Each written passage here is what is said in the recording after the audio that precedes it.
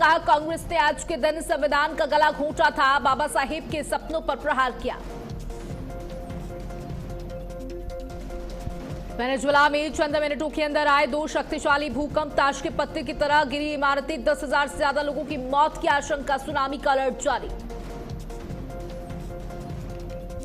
NCERT का बड़ा फैसला, 9वीं कक्षा में पढ़ाया जाएगा आपातकाल पर पाठ, पहली बार एनसीईआरटी की किताब में इमरजेंसी का होगा जिक्र। पासपोर्ट को लेकर विदेश मंत्रालय का बयान, एमईए ने कहा कभी भी नागरिकता का सबूत नहीं रहा पासपोर्ट। पासपोर्ट एक्ट 1967 में भी यही प्रावधान था।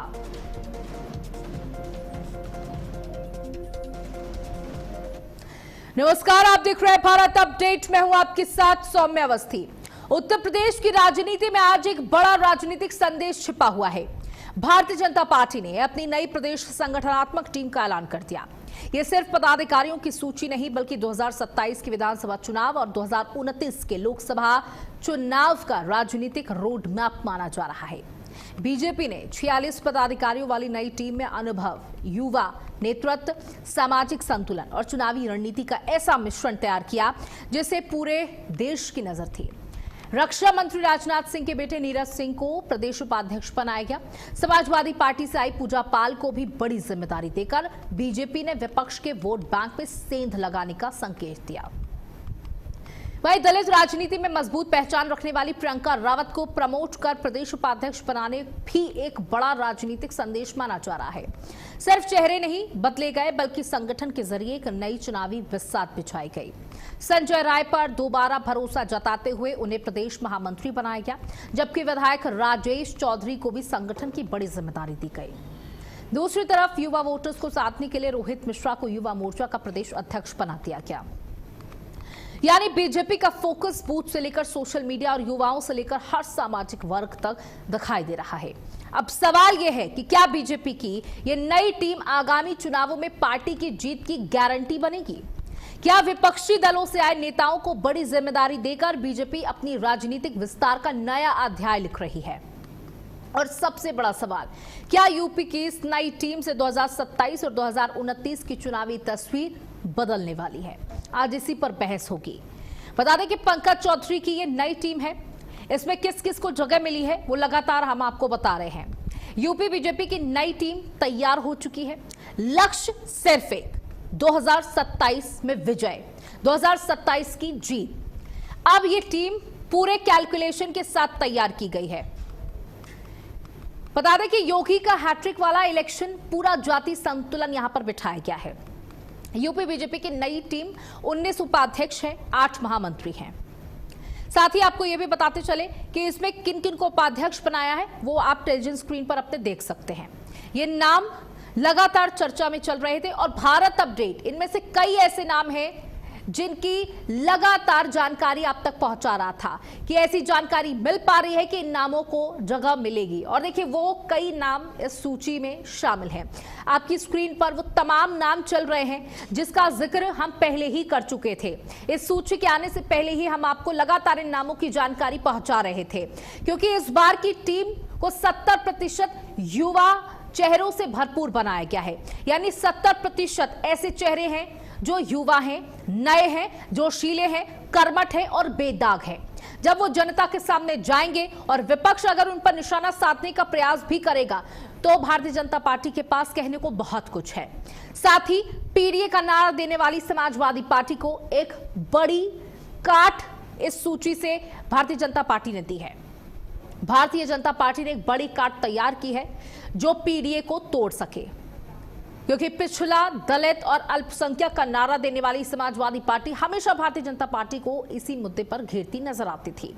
और आज जब ये नाम सामने आए जिसमें तमाम ब्राह्मण चेहरे हैं, इसी के साथ साथ आपको बता दें कि 4 ठाकुर चेहरे भी शामिल हैं, ओबीसी चेहरे की संख्या बढ़ा दी गई है। महिलाओं का जिक्र हर एक रैली में, अपनी हर एक योजना के दौरान किया जाता है कि भारतीय जनता पार्टी बहुत चिंतित है महिलाओं के लिए। इस सूची में महिलाओं को भी जगह मिली है, बड़ी जिम्मेदारी सौंपी गई है। समाजवादी पार्टी से आने वाली पूजा पाल को बड़ी जिम्मेदारी दी गई है। साथ ही राजनाथ सिंह के बेटे को भी जिम्मेदारी सौंपी गई है। यानी ये नई टीम अब काम करेगी और 2027 इनका लक्ष्य है। सिर्फ 2027 नहीं, आने वाले 2029 के चुनावों में भी ये टीम काम करेगी। हालांकि ये भी भारत अपडेट आपको एक और अपडेट देना चाहता है कि जिन नामों को हटाया गया है, जो लोग पदाधिकारी थे जिनको हटाया गया है, रिपीट नहीं किया गया है, या तो वो निष्क्रिय रहे या तो उन्हें बड़ी जिम्मेदारी देने की तैयारी है।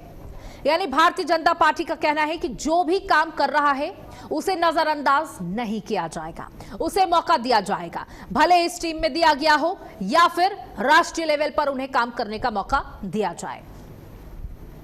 यानी कि लोकसभा चुनाव जब आएंगे तो उनमें उनको मौका मिलेगा और इस बात की जिम्मेदारी, इस बात का ऐलान भी होगा थोड़े ही दिनों में। लेकिन भारत अपडेट आपको पहले से ही सूचना दे पा रहा है। साथ ही रोहित मिश्रा, जिनको युवा टीम का नेतृत्व करने का मौका मिला, हालांकि वो पहले से ही इस टीम में मौजूद थे लेकिन नेतृत्व नहीं कर रहे थे, यानी लीडर नहीं थे। इस बार उन्हें एक लीडर के तौर पर सामने रखा गया है क्योंकि उनकी युवाओं में एक अच्छी पैठ है, अच्छी पहचान है, मजबूत पकड़ है और इस मजबूत पकड़ को वोट में तब्दील करने के लिए उनको बड़ी भूमिका निभाने का मौका यहां पर मिला है। चलिए, हमारे साथ हमारे तमाम मेहमान जुड़ चुके हैं, सभी का स्वागत करती हूं। आप सभी का बहुत बहुत स्वागत है भारत अपडेट पर। चलिए, हमारे साथ प्रदीप भटनागर, नेता भारतीय जनता पार्टी, जुड़ चुके हैं, जगदीश सिंह, प्रवक्ता समाजवादी पार्टी, और राहुल तलान, राजनीतिक विश्लेषक के तौर पर हमारे साथ यहां पर जुड़ चुके हैं। आप सभी का बहुत बहुत स्वागत है। सबसे पहले प्रदीप भटनागर, आपके पास आना चाहूंगी। नई टीम का ऐलान हो गया है और युवाओं को बड़ा मौका दिया गया है। 70% ऐसे चेहरे माने जा रहे हैं जो युवा हैं। सर,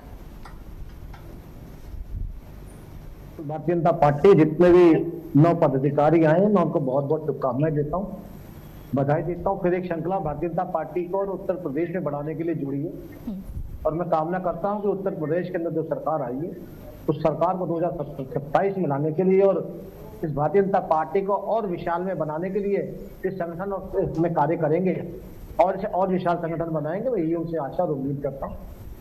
बाकी देखिए, मैं तो कहूँगा बिल्कुल जो प्रदेश की हमारे भारतीय जनता पार्टी की जो लिस्ट आई है, जो कार्य बनी, टीम बनी है, वो पूरा एक पीडीए है और मैं तो कहूँ उसमें पूरा एक उत्तर प्रदेश और हर बिरादरी सब कुछ समाया हुआ है। अगर अच्छे नजरिए से देखा जाए, अच्छी आंखों से देखा जाए, क्योंकि भारतीय जनता पार्टी पारिवारिक नहीं है। इतना अगर लंबा समय लगा भारतीय जनता पार्टी को अपने पदाधिकारी चुनने में, वो इसीलिए कि पदाधिकारी इस जमीनी आए, उस निचले स्तर से आए, आगे बढ़े, जो जनता के प्रति या अपने गली मोहल्ले या प्रदेश के प्रति काम करे और उसे आगे बढ़ाए। उस सोच से ही ये टीम बनाई गई है। यही एक शालीनता है। जितने आपने नाम दिखाए, आपने प्रदेश उपाध्यक्ष के नाम दिखाए, महामंत्री दिखाए, अभी शायद आपने मंत्रीगण नहीं दिखाए जो बनाए गए हैं, वो सब वो लोग हैं जो जमीन से निकल के आए, बहुत नीचे से दरी बिछाते हुए, वार्ड अध्यक्ष, मंडल अध्यक्ष होते हुए और मोर्चे प्रकोष्ठों से निकलते हुए आज क्षेत्रीय अध्यक्ष बने हैं या प्रदेश के उपाध्यक्ष या महामंत्री बने हैं। बिल्कुल आपने पंकज जी की बात करी। पंकज जी आज से नहीं है, बाद अवस्था से काम कर रहे हैं और पंकज जी पहले उपाध्यक्ष थे, अब वो विधायक भी हैं, मगर अब नीरज जी को मौका मिला है क्योंकि नीरज जी आज से नहीं, आज कम से 24-25 सालों से इस संगठन में कार्य कर रहे हैं, एक कार्यकर्ता के रूप में युवा मोर्चा से लेकर और अब तक। तो आज इतने लंबे वर्ष बाद नीरज जी को समय दिया गया है। इसके बाद और भी टीम आएगी और बनेगी, क्योंकि भाजपा है, ये भारतीय जनता पार्टी है, ये वो पार्टी है जो जनता के बीच से ही कार्यकर्ता, नेता, विधायक, चेयरमैन, मंत्री, महामंत्री या कहूं तो केंद्रीय मंत्री या प्रधानमंत्री बन के निकलते हैं। यही एक पहचान है भारतीय जनता पार्टी की।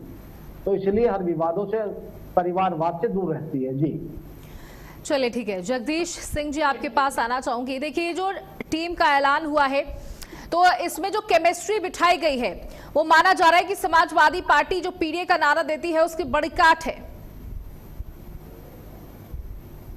देखिए, ऐसा है, इनको क्या करना है, इनकी क्या टीम, उससे हमको क्या लेना। समाजवादी पार्टी इससे मतलब नहीं रखती। समाजवादी पार्टी का नहीं इसमें बोलना चाहिए, उनका विषय है। तो भारतीय जनता पार्टी के किसको क्या बनाते हैं, क्या नहीं बनाते, उनके संगठन की बात है ना। हम कभी उसमें बात करते हैं, न टिप्पणी करते हैं, न चर्चा करते हैं। वो उनका काम है। सही बात भारतीय जनता पार्टी के पीडीए की आपने कहा कि पीडीए की बात, तो भारतीय जनता पार्टी तो पीडीए की दुश्मन है।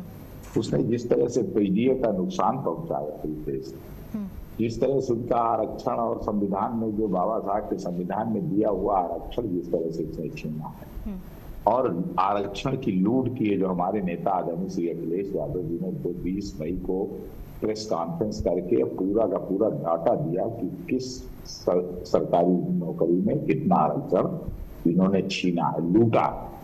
तो हमको मतलब केवल इनकी कार्यप्रणाली से, भारतीय जनता पार्टी की सरकार से, हमको संगठन में ये क्या करते हैं, किसको रखते हैं, किसको नहीं रखते, उनका विषय वो जाने, उनका काम जाने। लेकिन ये जो उसमें कह रहे हैं कि पीडीए के लोगों को रखा है, तो ये पीडीए के लोग वही एक आधा % जो है इनके ऊपर भरोसा करता, कोई इनके ऊपर भरोसा नहीं करता है। और अब तो इनकी स्थिति इतनी खराब हो गई।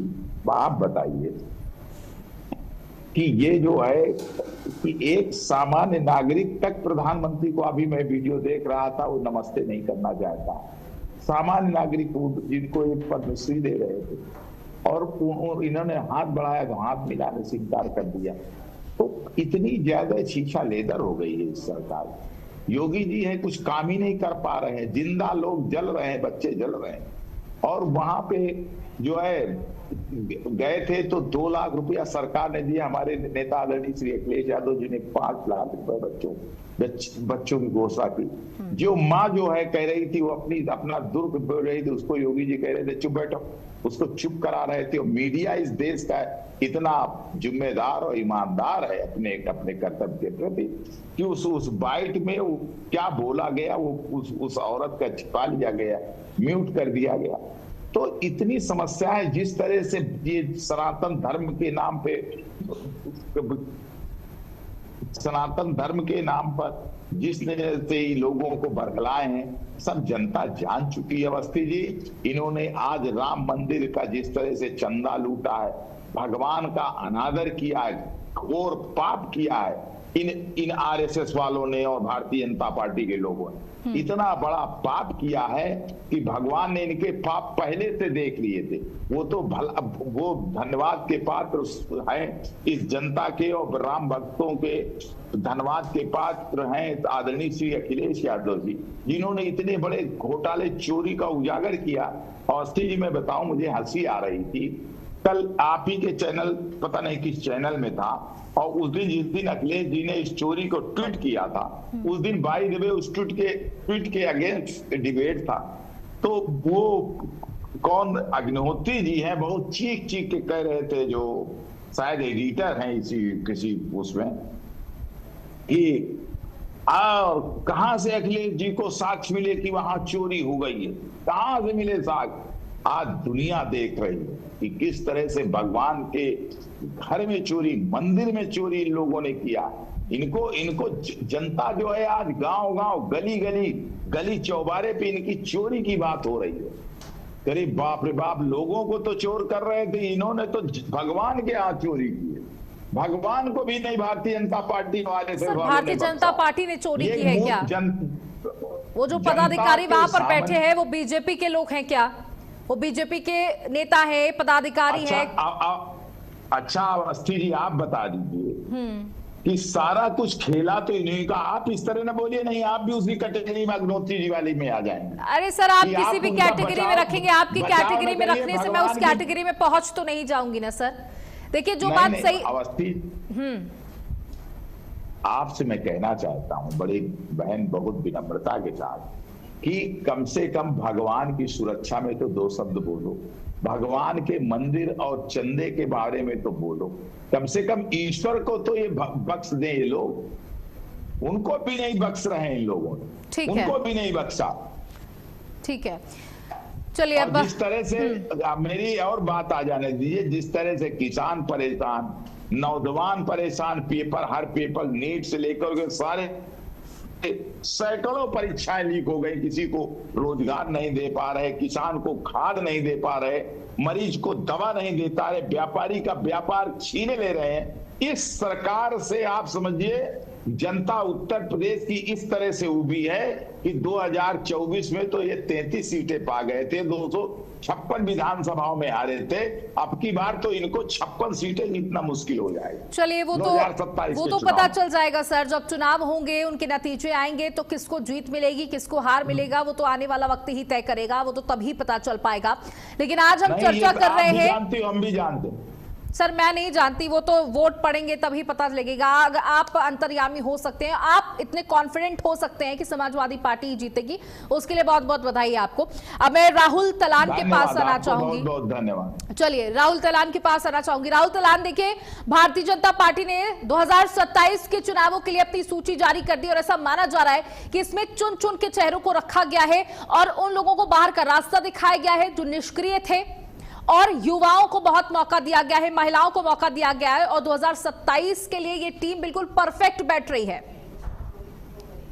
देखिए सौम्या जी, सबसे पहले तो जो भी पदाधिकारी चुने गए उनको बहुत बहुत बधाई, लेकिन परफेक्ट है या नहीं है ये तो टाइम आप बताएगा। लेकिन मुझे एक चीज असंतुलन लगता है, आपने बोला कि बहुत संतुलित टीम है, तो मैं कहता हूं कि इसमें वेस्ट यूपी का हिस्सा बहुत कम है। जो सबसे बड़ा एरिया है वहां के लोगों को बिल्कुल उपेक्षित कर दिया गया है। यूपी की राजनीति में एक तरीके से आप देखेंगी तो मुख्यमंत्री तो है ही हैं ईस्ट यूपी से, साथ ही साथ फिर प्रदेश अध्यक्ष भी ईस्ट यूपी से, ज्यादातर पदाधिकारी देखेंगी तो ईस्ट यूपी से। और जबकि अगर जो आप ये देखेंगी कि किसको कितनी सीट मिली थी तो वेस्ट यूपी ने ज्यादा सीट दी थी, जो 2024 के लोकसभा चुनाव हुए थे, और ईस्टर्न यूपी ने कम सीट दी थी और समाजवादी पार्टी को ज्यादा सीट दी थी ईस्टर्न यूपी ने। तो सवाल ये है कि जहां बीजेपी मजबूत है वहां के पदाधिकारी, वहां उस क्षेत्र से पदाधिकारी उतने ज्यादा क्यों नहीं लिए जा रहे हैं, या मैं बोलता हूं कि संतुलन क्यों नहीं बनाया जा रहा है। क्या ईस्ट यूपी से आधे पदाधिकारी नहीं हो सकते हैं? बिल्कुल हो सकते हैं। वो ठीक है, आपने कुछ पदाधिकारी ले लिए, एक आध महामंत्री ले लिया, 2 महामंत्री ले लिया, 8 में से आपने 1-2 महामंत्री ले लिया, आपने सोचा कि बस हो गया। और उपाध्यक्ष, जहां तक उपाध्यक्ष की बात है, उपाध्यक्ष को कोई कार्यकारी शक्तियां तो होती नहीं है। वो एक तरीके से, मैं जितना बीजेपी के संगठन को समझता हूं, मैं जानता हूं कि वो एक तरीके से पार्किंग प्लेस है। वहां लोगों को एक तरीके से बस कि हाँ ये हमारे संगठन में वहां रखा जाता है, उनके पास कोई उत्तरदायित्व भी नहीं होता है, कोई जिम्मेदारी भी नहीं होती है, कोई कार्यकारी शक्तियां भी नहीं होती हैं। संगठन में बीजेपी के में 2 लोगों के पास शक्तियां होती हैं, प्रदेश अध्यक्ष के पास शक्तियां होती हैं, उसके बाद महामंत्री के पास शक्तियां होती हैं, बाकी फिर जो मंडल, जो जिलाध्यक्ष होता है उसके पास शक्तियां होती हैं, क्षेत्रीय अध्यक्ष के पास, और फिर क्षेत्रीय अध्यक्ष की जो टीम होती है उसमें महामंत्रियों के पास शक्तियां होती हैं, और फिर जिले पे आ जाएंगे तो जिलाध्यक्ष, फिर मंडल अध्यक्ष, और मंडल जो महामंत्री होते हैं, जहां जहां महामंत्री होते हैं उसके पास शक्तियां होती हैं। बाकी और किसी के पास बीजेपी के संगठन में शक्तियां, कार्यकारी शक्तियां नहीं होती हैं, वो एक तरीके से पार्किंग प्लेस है। तो मेरा मानना यह है कि ठीक है कि अच्छे लोग चुने, आपने युवा चुने, वो ठीक बात है, लेकिन युवा ईस्ट वेस्ट यूपी में भी होते हैं या वेस्ट यूपी सिर्फ और सिर्फ, देखिए आप अगर जो देखेंगी वेस्ट यूपी की सरकार में बहुत जबरदस्त हिस्सेदारी नहीं है, बिल्कुल कोई भी ऐसा। वो तो उनका आंकलन है कि उन्हें किसको कितनी जगह देना है। हम सिर्फ वेस्ट यूपी की चर्चा नहीं कर रहे हैं, हम यहाँ पर पूरे उत्तर प्रदेश की चर्चा कर रहे हैं। और यहाँ पर बात ये हो रही है कि जो टीम का ऐलान किया गया है, क्या वो समाजवादी पार्टी और अपोजिशन को बड़ा धक्का दे सकता है? इस पर हमें चर्चा करने की ज्यादा जरूरत है। यही तो मैं कह रहा हूँ सौम्या जी, यही तो मैं कह रहा हूं कि आप वेस्टर्न यूपी से अच्छी सीटें जीतते हैं लोकसभा में, और फिर भी वेस्टर्न यूपी की हिस्सेदारी कट क्या वेस्टर्न यूपी सिर्फ टैक्स देने के लिए, टैक्स कलेक्शन के लिए, या फिर जो भ्रष्टाचार का पैसा है उससे जमीन खरीदने के लिए वेस्ट यूपी? यहाँ ईस्टर्न यूपी के भ्रष्ट नेता यहाँ पैसा लगाएंगे, पैसा लगा के फिर उस पैसे को जब अधिग्रहण होगा तो 2-4 गुने दाम पे उसका पैसा कमाएंगे, सिर्फ वेस्टर्न यूपी। इसीलिए वेस्टर्न यूपी की कोई पॉलिटिकल, देखिए सर, अब वो तो जनता तय करेगी कि अगर वेस्टर्न यूपी से ज्यादा मौके नहीं है। सौम्या जी, ये जनता की बात नहीं है, संगठन की बात है। बीजेपी के संगठन ने, इसमें जनता की कोई बात नहीं है। जनता क्या तय करेगी इसमें? जनता तो बस एक तरीके से वोट दे सकती है, और वोट दे रही है वेस्ट यूपी की जनता बीजेपी को, लेकिन ये तो संगठन की बात है, संगठन में बैठे हुए लोगों की बात है ना। वेस्टर्न यूपी को उपेक्षित किया जा रहा है। सर, आप वेस्ट यूपी से बिलोंग करते हैं? बिल्कुल, मैं आपकी भावनाओं की कद्र करती हूँ, लेकिन यहाँ पर हम ओवरऑल हमें बातचीत करनी है। मैं भी आपकी भावनाओं की कद्र करती हूँ, आप कद्र करता हूँ। आप बोल रही हैं कि इसमें ब्राह्मणों की ठीक ठाक हिस्सेदारी है, जब मैं तो कोई यहाँ किसी कास्ट की भी बात नहीं कर रहा हूँ, मैं एक हिस्से की बात कर रहा हूँ। जो हिस्सा है सबसे प्रॉस्परस हिस्सा है यूपी का, उसको आप सिर्फ टैक्स कलेक्शन का एक। सर, मैं चाहूंगी कि आप इस मुद्दे को उठाएं, और आपने यहाँ पर इस बात को रखा, आप सोशल मीडिया के माध्यम से इस मुद्दे को उठाएं और लोगों से इस बात का जिक्र करें। कि अगर अगली बार जब टीम का ऐलान हो या इस तरीके की जिम्मेदारी देने की बात हो तो वेस्ट यूपी का भी ध्यान रखा जाए। चलिए ठीक है, प्रदीप भटनागर जी आपके पास वापस आना चाहूंगी। देखिए, अभी जगदीश सिंह जी ने साफ तौर पर कहा कि आप हमेशा से पीडीए को ठगते चले आ रहे हैं और ये सिर्फ दिखावा है कि आपने लोगों को जिम्मेदारी दी है, पीडीए को जगह दी है, यानी पिछड़ा, दलित और अल्पसंख्यक इस टीम में मौजूद है। देखिए, पिछड़ा, दलित, अल्पसंख्यक की बात कर रहे हैं। मैं तो कहता हूं हर बार कि अगर आप में हिम्मत है लाल टोपी वालों में, बताएं कि आपके पिताजी मुख्यमंत्री रहे 2 बार 3 बार, आपके बेटे मुख्यमंत्री रहे, बताइए कितने गरीबों का उद्धार करा, कितने मुख्यमंत्री आवास दे दी है आपने, मुख्यमंत्री जमीन दे दी, कितने टॉयलेट दे दिए आपने, कितनी लाइट दे दी। कोई जवाब नहीं है किसी प्रकार का भी। कितने पीडीए का उद्धार कर दिया उन्होंने। पीडीए को नोच के खाने वाले लोग ही जो आज यहाँ बोल रहे हैं पीडीए पीडीए पीडीए कर रहे हैं, नोच के खा गए पूरे देश को, पूरे प्रदेश को। चाचा जी, छोटे चाचा जी, बड़े चाचा जी, बेटा जी, पिताजी, सब ने पश्चिम उत्तर प्रदेश, किसी ने पूर्वांचल, किसी ने बुंदेलखंड, सब ने बांध रखे थे। ये किसके हिस्सेदारी कहां पे और कौन कहां से कलेक्शन इकट्ठी करेगा। अगर पीडीए के लिए काम करते तो आज पीडीए पीडीए ना चिल्लाते होते। इस पीडीए ने ही समाजवादी पार्टी के बहुत बड़े स्तर पे जीतने वाले मुख्यमंत्री श्री अखिलेश यादव जी को 0 सन्नाटा कर दिया था। इतनी हैसियत नहीं छोड़ी थी कि नेता विपक्षी बन जाए, इतना मत भी नहीं मिल पाया था उनको। जो झूठ का प्रोपेगेंडा इन्होंने रचा, वो भी गरीबों में, बेचारे में, जो पढ़े लिखे नहीं, पिछड़ों के अंदर तो आ भी गए। नहीं, आजमगढ़ में कितना बुरा हालांकि मुख्यमंत्री को भेजा था, शायद वो भूल गए। पीडीए की बात है, जो राशन मिल रहा है गरीब पीडीए को ही मिल रहा है, जिसका विरोध करते हैं यहां बैठ के। अगर ये वही लोग हैं जो कहते थे खाएगा इंडिया तभी तो जाएगा इंडिया, अब इंडिया खा भी रहा है और जा भी रहा है। लेकिन दलित की बेटियों से कोई मतलब नहीं है ना, मुस्लिम की बेटियों से मतलब नहीं है ना। जो घर से निकलते 2 बजे हो, उन्हें क्या पता गरीब की बेटी कैसी होती है, खेत में कैसे जाया था प्रसारण के लिए। यहां बैठो, टीवी पे बोलो और बोल के चले जाओ। किसान, दलित, पिछड़ा, किसानों के लिए बता दिए क्या कर दिया, कितनी नहरें बनवा दी, कितने किलोमीटर की। हमने तो 34,000 किलोमीटर की नहर पक्की करा दी, नई तरीके से सिस्टम में बना दी और बहुत सारी बना दी। हम पे डाटा बोलने के लिए है, जिन पे डाटा नहीं है ना वो लोग ही बात ऐसे करते हैं। आधा जिले के अंदर किसान है, किसान के लिए डॉक्टर बैठा है, आप मिट्टी चेक कराइए और फसल करिए, क्या फसल काबू करनी है। आज पीडीए किसान की बात करते हैं, ये वही है ना किसानों की चीनी जब मिलें बेच के चले गए थे और हजम करके पैसा, ऐसे बुरे स्तर पे प्रदेश को छोड़े गए थे कि प्रदेश के वासियों कर्जदार बना के गए थे। इतना पैसा नहीं था। नगर निगम में किसी बेचारे 4th क्लास कर्मचारी को भी आप तनख्वाह दे दीजिए। 11.5 लाख करोड़ के रिबन काट के चले गए थे अखिलेश यादव। 1 रुपया कहीं नहीं था। केवल एक का विकास करने के लिए, अपने परिवार का विकास करने के लिए उन्होंने राजनीति करी। ये तो वो परिवार है मुख्यमंत्री जी का जिसमें कम से कम 49 लोग जो मंत्री और सांसद बन के, दुनिया भर के चेयरमैन बन के बैठे हैं, जिला पंचायत दुनिया भर का परिवार के लोग बैठे हैं, सगे एक ही परिवार के चाचा, भाभी, देवर, बेटा, मेंबर ऑफ पार्लियामेंट बने हुए हैं। लेकिन प्रदीप जी, इस बार अगर जो सूची जारी की गई है आप लोगों की तरफ से, अगर नामों की बात की जाए तो ब्राह्मण चेहरों को जिम्मेदारी आप लोगों ने दी, ठाकुर चेहरे भी हैं, ओबीसी चेहरे हैं। तो देखिए, अब विपक्ष तो ये भी कह सकता है ना कि जो पीडीए का नारा हम दे रहे हैं, जो पीडीए की चिंता हम कर रहे हैं, उससे आप डर चुके हैं क्योंकि पीडीए उनके साथ है, इसलिए आपने ऐसे लोगों को रखा। देखिए, मैं बता देता हूँ। देखिए, मैं भारतीय जनता पार्टी में जात नहीं चलती है। यहाँ ब्राह्मणवाद इनके यहाँ होगा, क्या बात इनके यहाँ होगा, हमारे यहाँ नहीं है जी। बिल्कुल हमारे यहाँ नहीं है, पहली चीज तो। दूसरी चीज, आदरणीय राहुल जी बोल रहे थे, मैं बोलता ही जवाब देता हूँ। राहुल जी, हमारे संगठन में बनता है अपनी मेहनत और अपने आगे उठ के बनता है। हम यहाँ पश्चिम उत्तर दक्षिण नहीं देखते हैं। कार्यशैली करने वाला कार्यकर्ता चाहिए, ये पूरा पश्चिम उत्तर दक्षिण करने वाला नहीं चाहिए। प्रदेश के अंदर विधायक है, प्रदेश के अंदर अगर मुख्यमंत्री है तो पूरे उत्तर प्रदेश के हैं, और अगर प्रदेश के अध्यक्ष हैं तो पूरे गाजियाबाद से लेके और जहां प्यार बहुत लगता है वहां के हैं। हमारे उपाध्यक्ष बेकार नहीं होता है, उपाध्यक्ष को भी जिले का प्रभारी बनाया जाता है, चाहे मंत्री हो। ठीक है, आपने महामंत्री कार्यशैली बिल्कुल होती है, एक्टिव होती है, अध्यक्ष उसका दिशा निर्देश देते हैं और महामंत्री काम करते हैं, मगर आपने जो उपाध्यक्ष और मंत्रियों को आपने बिल्कुल जीरो कर दिया, वो नहीं हो सकता। ये भाजपा में सबसे पद मिला तो पद की कार्यशैली भी है, जवाबदेही भी है।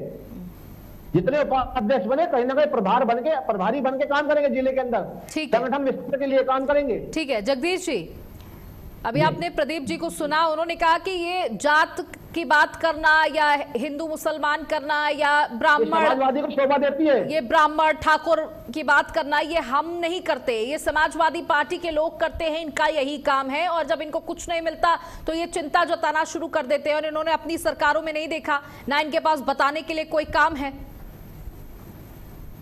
तो 4 काम बता दें।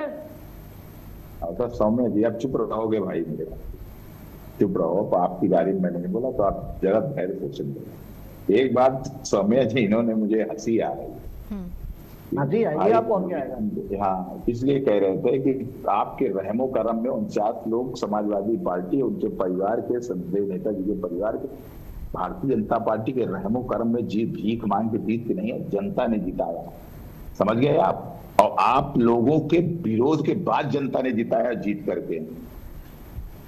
तो इस तरह की बातें करके जनता में अपनी छीछा लेकर मत करवाया करिए।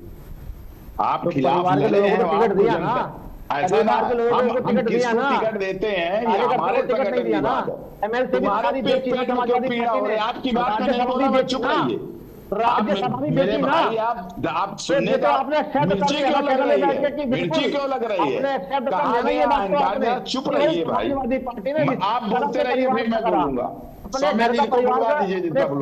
अपने घर का विस्तार करा, ये बात समाजवादी पार्टी के प्रवक्ता ने एक्सेप्ट कर ली है।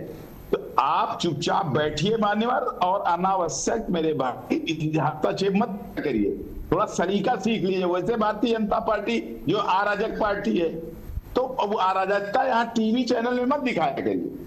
आप जो है, मैंने जो आपकी बात का जवाब दिया, आपकी तरह डांस पार्टी तो नहीं है, मिर्ची ना लगे, आपकी तरह डांस पार्टी तो नहीं है, ये तो बहुत अच्छी बात है। चलो डांस पार्टी नहीं है आपकी तरह।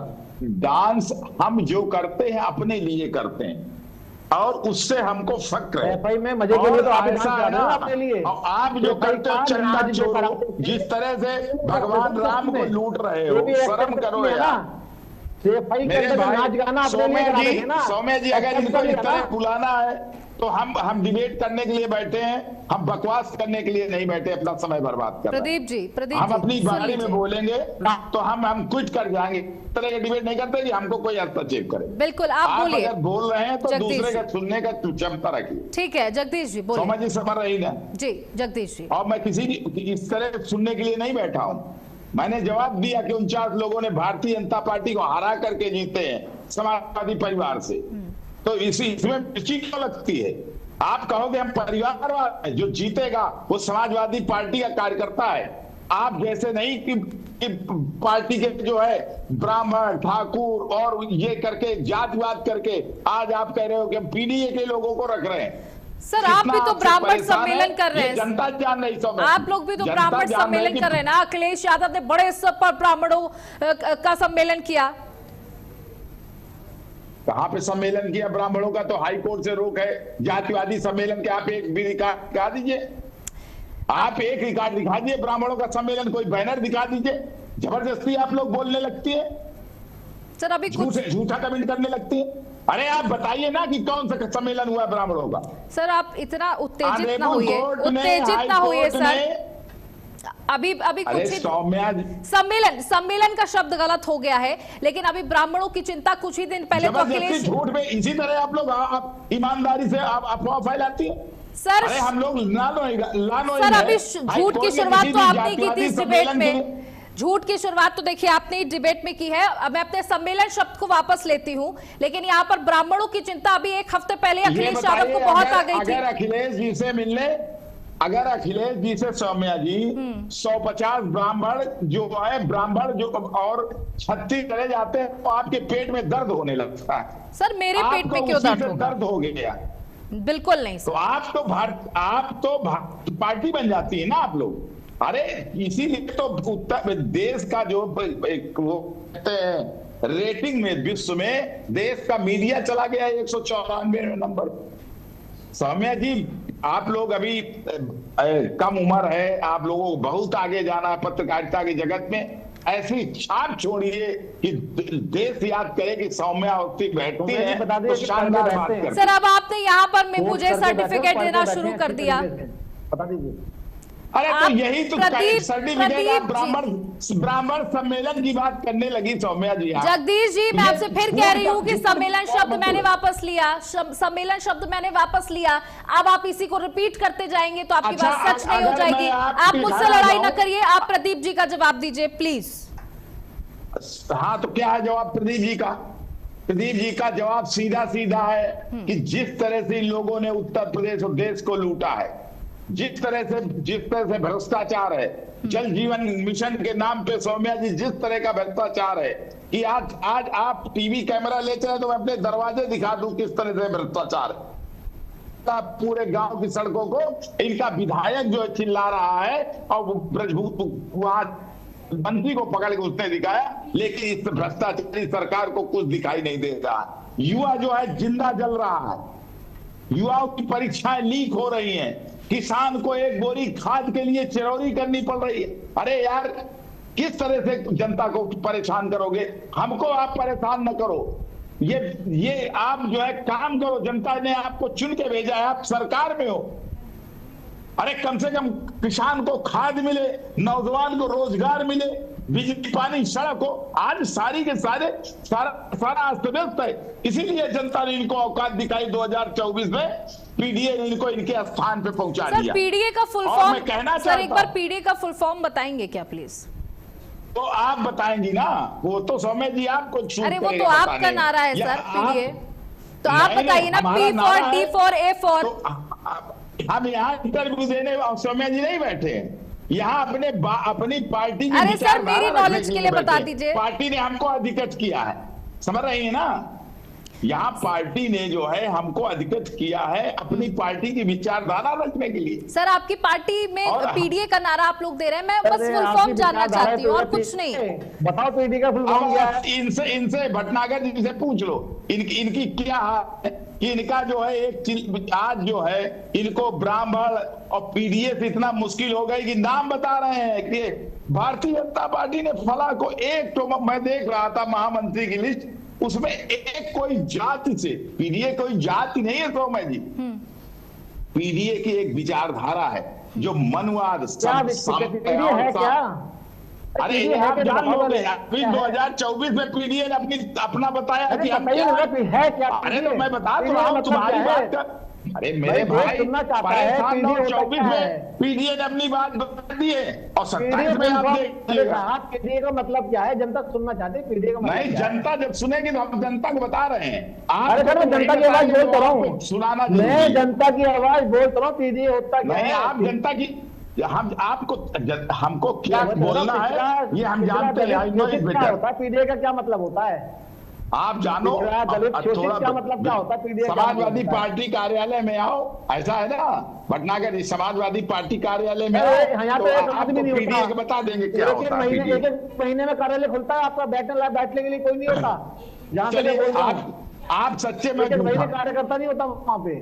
चलिए, पीडीए का मतलब होता है, आपने जो पीडीए का नारा दिया है, पीडीए का मतलब है पिछड़ा, दलित, शोषित। आप उसकी लाशों पर राजनीति करते हैं। हाल ही में समाजवादी पार्टी के कई नेताओं ने कहा, राजनीति करते हुए आप जो है भगवान का के नाम पे राजनीति करते हुए और पूरे भगवान को कलंकित कर दिया आपने, राम भगवान को अयोध्या में चंदा चोरी कर लिया तुम लोगों ने। जनता की गाड़ी कमाई को चुराया है, ऐसा जिस तरह से आप लोगों ने चुराया है, जनता आराम से बैठी। वो पीडीए का ही पैसा है, गरीब श्रद्धा से गरीबों ने दिया है पैसा, गरीब लोगों ने सब पीडीए ने दिया है, और आप लोग वहां टीका लगा करके पूरा चोरी कियो। ये जो है अनर्थ किया है आपने, महापाप। उस पाप का बदला जनता लेगी। और जिस तरह से पीडीए के आरक्षण को आप लोगों ने लूटा है भारतीय जनता पार्टी की सरकार ने, अब ये जो है आप, और जिस तरह नीट का पेपर लीक करवा के 2024 में आप कैसे जीते? 2024 में आप इतनी सीटें कैसे जीते, थोड़ा बताएंगे? वो आप जीते, जनता ने जिताया है। आपके रहमो करम आपके रहमो करम नहीं, आपको आपने ऐसा क्या काम किया जो आपने जिताया? जनता ने आपने ऐसा क्या काम हरा किया जो करके आपको हमको जनता ने जिताया। जिता दिया?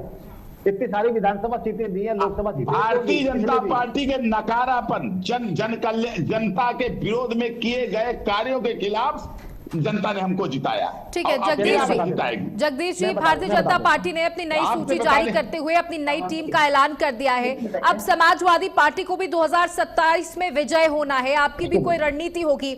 हालांकि जब समाजवादी पार्टी से पूछो आपकी रणनीति क्या है तो बताने के लिए हम थोड़े बैठे, बिल्कुल नहीं, बस बिल्कुल मैं इसी का इंतजार कर रही थी। कुछ नहीं, जगदीश जी इसी शब्द का इंतजार कर रही थी, इसी सेंटेंस का इंतजार कर रही थी मैं। पार्टी के सरकार का को विकास, परिवार का विकास इनकी नीति है। आप बकवास करना है, हमारा एक नीति है। आपको बकवास 4 लाख करोड़ की पहली बार मैं डिबेट में देख रहा हूँ।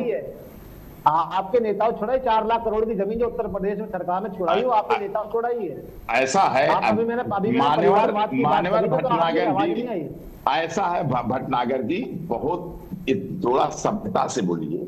और देना है और क्या कहते हैं, बिजली सबको फ्री करना, सारे के साथ हमारा एजेंडा है, वो उस पर हम काम करेंगे।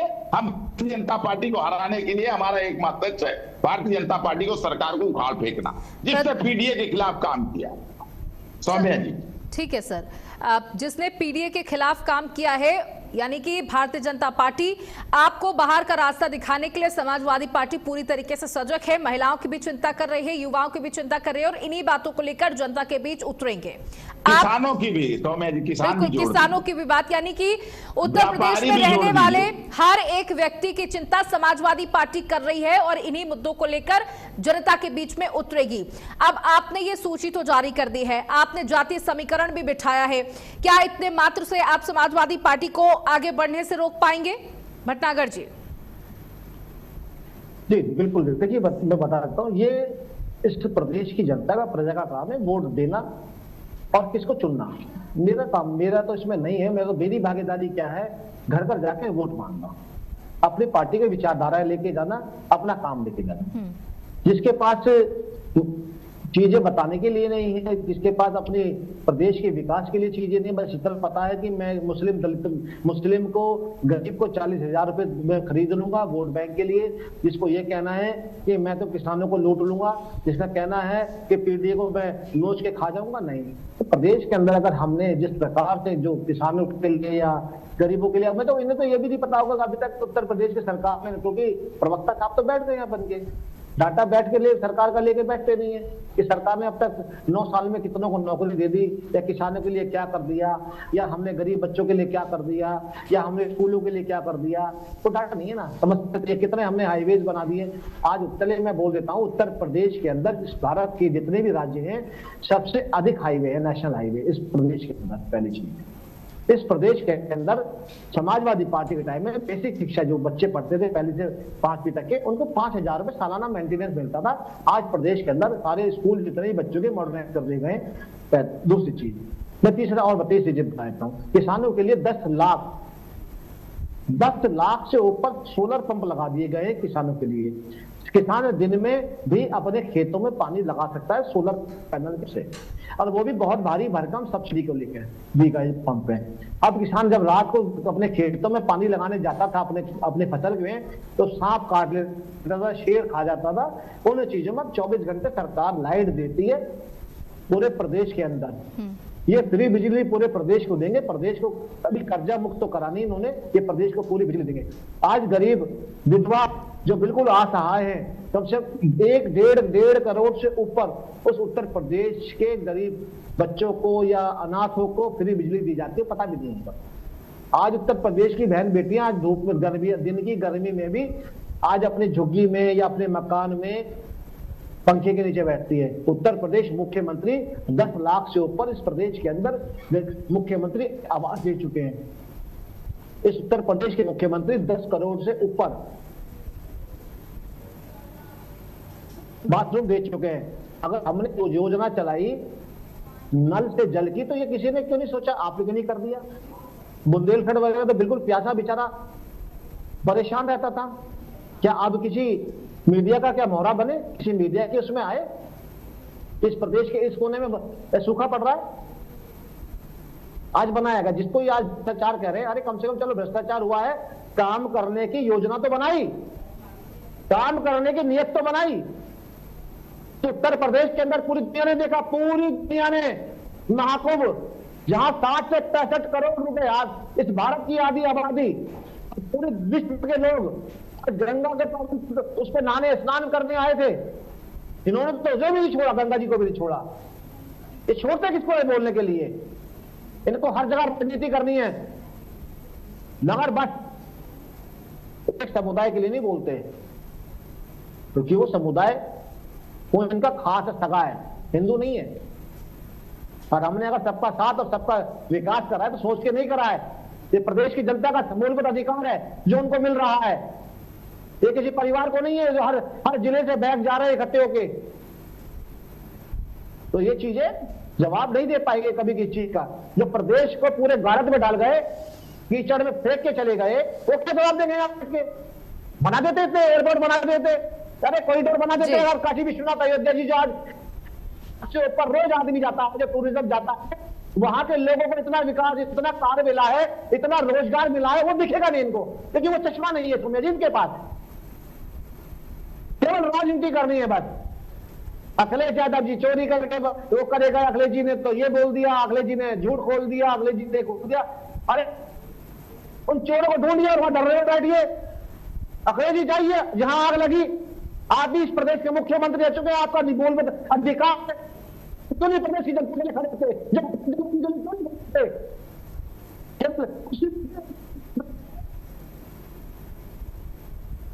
ये किसी के नहीं है, जो अपने पिता का नहीं, जो अपने चाचा का नहीं, वो प्रदेश का क्या होगा? ठीक है जगदीश जी, ऐसे मुख्यमंत्री को अरे ये तो और बता देता हूं, ये 2024 में कैसे आए?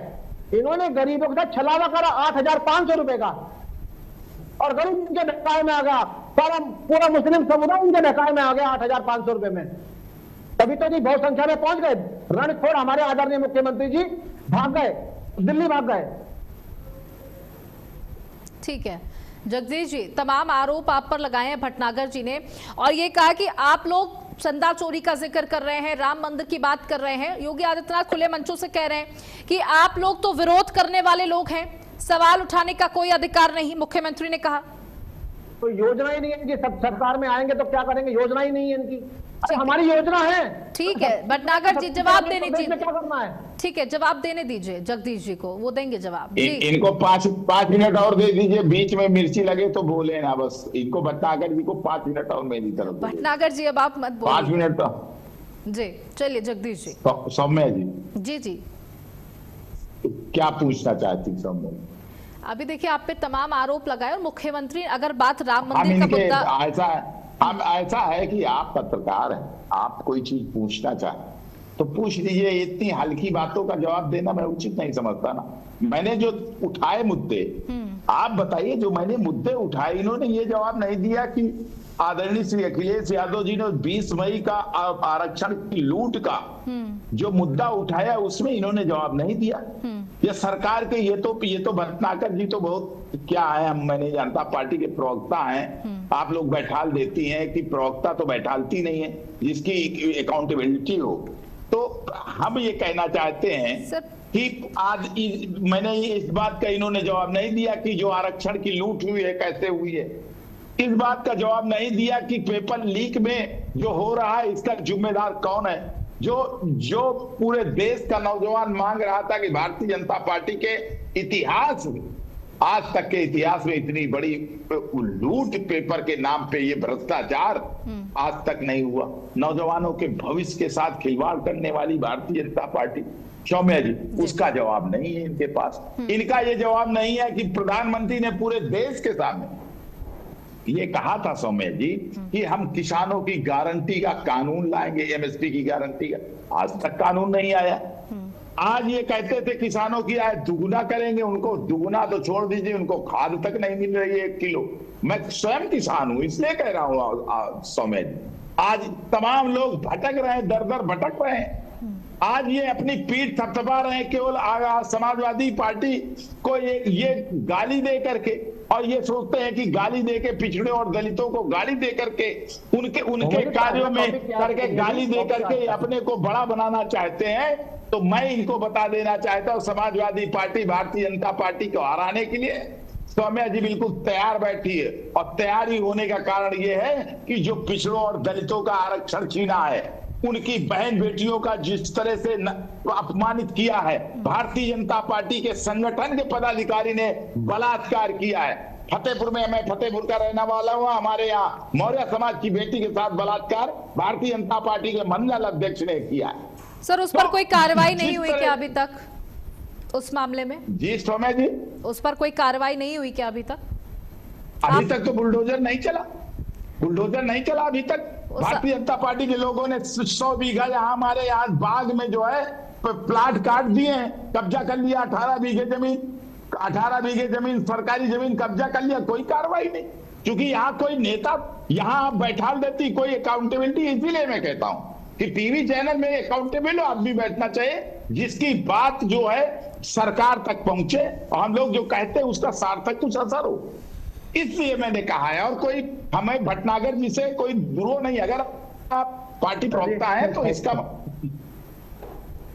हंसिए नहीं, ये मैं संवेदनशीलता के साथ कह रहा हूं कि जो बात मैं कह रहा हूं एथेंटिक, उसको सुनने वाला तो सौम्या जी। हम ये कहना चाहते हैं कि जिस तरह से जो भटनागर जी कह रहे थे कि हम हवाई हैं, हवा में मान्यवर कोई नहीं जीतता है, हवा में चलने वाले गायब हो गए। समाजवादियों का इतिहास रहा है कि जो कहते हैं जिसने कभी न झुकना सीखा उसका नाम मुलायम है। जिसको आपकी सरकार ने पद्म विभूषण से सम्मानित किया है, मान्यवर आपकी सरकार ने, तो हम लोग वो हैं कि जिसका विपक्ष भी सम्मान करता है और विपक्ष को हराते हैं अपनी नीतियों के बल पर, अपने विचारधारा के बल पे। तो सर, जनता आपको 2 बार से नकार क्यों रही है सर? ऐसा है ना, नकारती, ये तो समय का राजनीतिक परिदृश्य होता है। हमको 2 बार से नहीं 4 बार से नकार चुकी है। 10 बार से भारतीय जनता पार्टी आ रही है और 2-4 बार हम भी हारे जीते। राजनीति में ये सब चलता रहता है सौम्या जी। इस तरह का परसेप्शन मत टीवी चैनल पे बोलिए कि हराती रही तो आप अपराजय हो गए। क्यों 24 में आप हार गए उत्तर प्रदेश में 256 विधानसभा में? आपकी लुटिया डूब गई। जो कहते थे 80 की 80 अब की बार 400 पार, आपको जनता ने लगड़ा कर दिया। आज आप टीएमसी को तोड़ रहे हैं अपना बहुमत साबित करने के लिए। आज पूरे देश में अपने भ्रष्टाचार के पैसे से नेताओं को खरीदने की कोशिश कर रहे हैं। ये समाजवादियों की फौज है। और याद कर लीजिए, समाजवादियों की फौज में बच्चा नेताजी के विचारों से। जगदीश जी, केशव प्रसाद मौर्य तो कह रहे हैं कि कई आपके जो सांसद हैं, ठीक है भटनागर जी रुकिए जरा।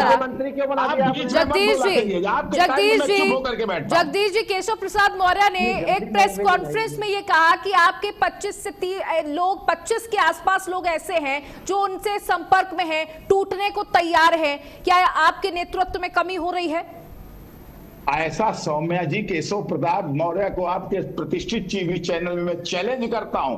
25-30 नहीं, 5 ठो दिखा दे, 1 ठो दिखा दे तोड़ के समाजवादी को, तो मैं केशव प्रसाद मौर्य को नेता मान लूंगा। वैसे नेता वेता नहीं है ना, उनको बात करने का सलीका आता है। अपनी विधानसभा जीत नहीं पाते हैं।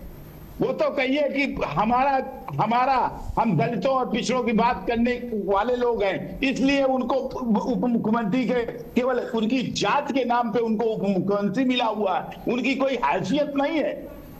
वो अगर समझते हो कि पिछड़ों के नेता हैं तो वो नेता नहीं है। भारतीय जनता पार्टी में उनकी कोई हैसियत नहीं है, लेकिन वो नेता बनने की कोशिश में इस तरह की बात करते हैं।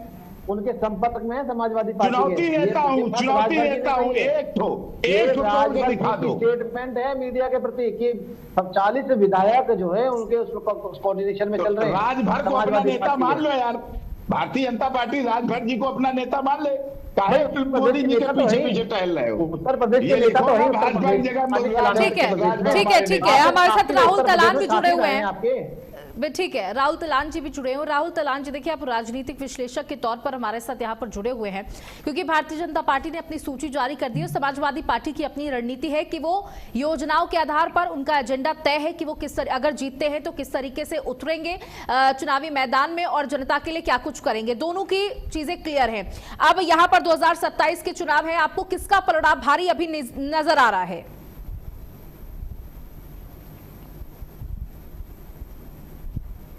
राहुल जी अनम्यूट कर ले। म्यूट हो रहा है सर, म्यूट हो रहा है। आपको मेरी आवाज आ रही है? जी जी जी, जवाब हाँ जी आ रही है। देखिए, जो सरकार में है उसके पास बहुत सारी सुविधाएं होती हैं नई योजनाएं लाने की, और आजकल हमने देखा है कि कोई भी एक योजना आती है उससे सरकारें जस की तस रह जाती हैं। आजकल सरकार बदलना बड़ा मुश्किल काम है। अगर जब आप सरकार में हैं तो आपको ले आएंगे लाडली बहना योजना, और आप 50% वोट पे सीधा एक दावा कर देते हैं। अगर जो आप किसी को 2500 रुपए 3000 रुपए देना स्टार्ट कर दें तो वोट आपको ही मिलेगी। तो आजकल सरकार का किसी को हटाना सत्ता से ये बहुत मुश्किल काम है, जब तक सरकार के खिलाफ बहुत ज्यादा एंटी इनकम्बेंसी ना हो, जबरदस्त तरीके से एंटी इनकम्बेंसी ना हो। तो बीजेपी की सरकार में है और बीजेपी के पास रिसोर्सेज हैं, बीजेपी की सरकार हो सकता है चुनाव से पहले यूपी में भी कोई लाडली बहना योजना इंट्रोड्यूस कर दे। अगर जो इंट्रोड्यूस कर देती है तो कहां से आएगी समाजवादी पार्टी? बिल्कुल नहीं आएगी। तो समाजवादी पार्टी कह रही है कि अगर हमें चुना गया तो हम भी इस तरीके की योजनाएं लाएंगे जो जनहित के लिए होंगी। महिलाओं को 40,000 रुपया, महिलाओं को 40,000 रुपया देंगे। आएगा कहां से? उसके लिए रिसोर्सेज क्या होंगे? क्या काम करेंगे आप? देखिए, 40,000 रुपए की बात यह है कि दावा ना इतना बढ़ चढ़ के नहीं होना चाहिए कि जनता को भरोसा